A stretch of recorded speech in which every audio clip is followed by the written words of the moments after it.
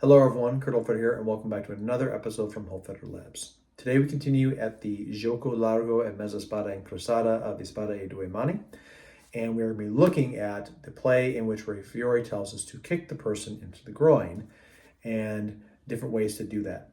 Now, this play might seem very straightforward right here, but it takes into context again the concept of of largo play being a shifting side to side action rather than just being at distance. And because of that notion right here, we're going to look at how and why moving sideways into the blow right here actually gives a lot easier access to make this play happen right here, because essentially we're hitting with a different variant of the thrust. So that being the case here, let's take a look at this play. Okay, so this week here we're going to be looking at what seems to be a very obvious one, which is ball kicking and or groin straps. And the reality is about this whole thing right here is that there's some actually really nasty things that we think about when it comes down to armor that, again, make this a really horrific play.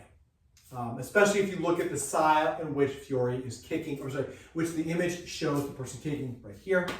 Again, this kind of gives us some really awful considerations if you understand foot armor. And we'll talk about that a little bit later on. To start off with this right here, again, this is where we've made a mezza spada play. Because at this point right here, we're once again in Largo. So we are moving into a spot where we're coming over into cover and play, which essentially opens up the lane, not for maybe this thrust, but this thrust. So that's the big part about this right here that really is super interesting. In this case, we come up to the crossing here, we make the mezza spada play, we're here. Now, in the center portion right here, I am not saying, in this case here, if the blades are centered on me, and we're both pressing in, if I decide to do this, there's a really good chance I'm going to lose my ground here. We're not being in a point where the blades are protecting in the center line. Instead, it is an overtop boom. We're utilizing binding, boom, straight up into the groin. So again, we are making it so that the blade, I've contended with the blade here as much as possible. Even if he tries to go to capovolano, boom. I'm doing everything I can here because I'm moving it over into the bind, which allows to strike against the person, okay? Anyone who's ever been hit in the groin before, and that's kind of the breaks when it comes down to practicing armor, it happens. It is sapping. And of course, there are people that practice out of it. You see people in different martial arts that train out of that kind of stuff. The thing is right here is, in general, this is something here that if someone gets hit, it is absolutely nasty, and it's going to knock the wind out of you and do horrible stuff. So that's the groin shot right there, which again, we've already seen that with an abbracciare dagger and so on and so forth. Now, when it comes to armor, this is the part right here where, once again, if you looked at the capovolano play from like last week, or a couple weeks ago, where I just made that to Dicingaro, and I'm over top like this, if he comes up with this and I trap the arms, if he's wearing some type of arm harness, I'm not necessarily gonna have, cut his arms. The other thing too about this is, I'm gonna put this right here, if he brings up his arms, there is a point where I'll hit his inside of his gauntlets, which actually give me a point to get in on him. So again, we're navigating around the armor. Not a fencing manual, a fighting manual.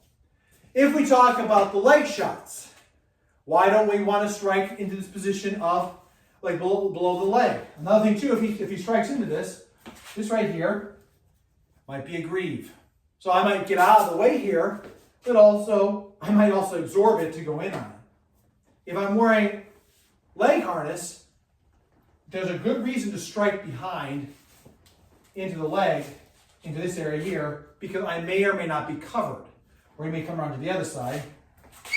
These are areas that may or may not be covered with leg harness. So again, so why do we have a kick that looks like this? Personally, I think it has to do with sabotage.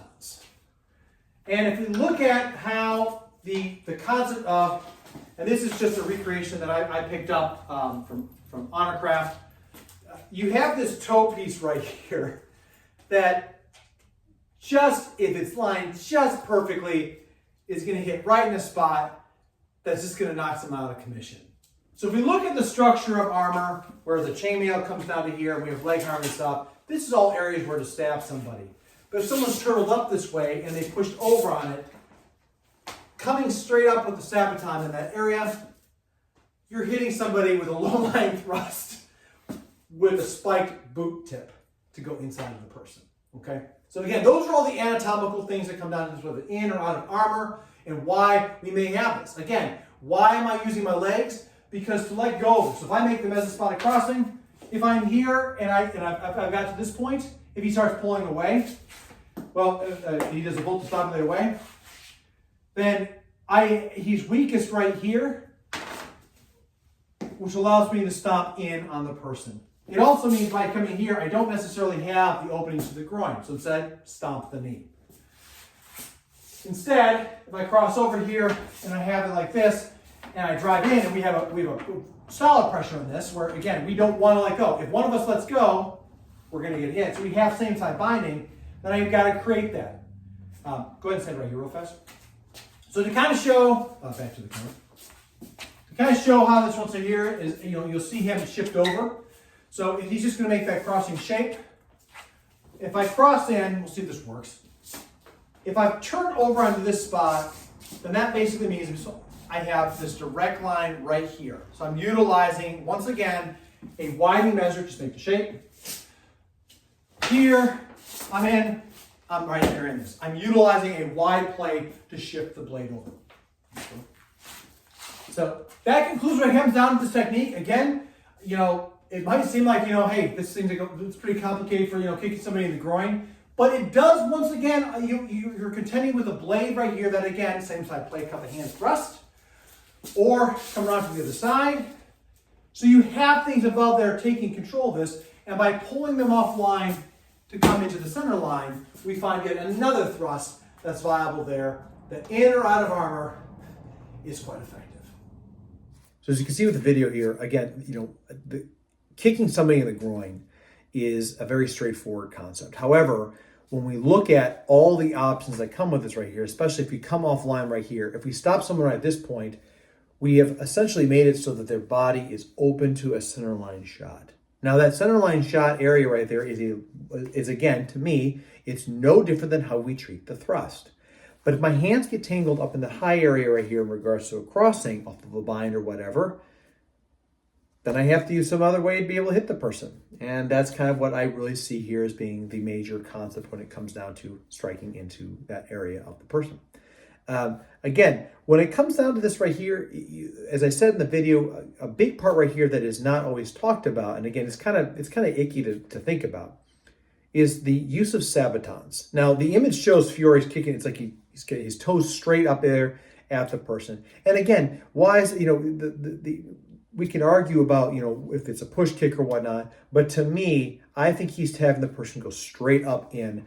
And again, with the toe being like that, is he talking about, kicking without sabatons, with sabatons? My answer is yes, because ultimately here, he wants to really make sure that he hits the person in the pelvic lower wall. There's a lot of horrible stuff that happens if you separate that portion of the hip and the pelvic wall right here, as well as rupture parts of the body.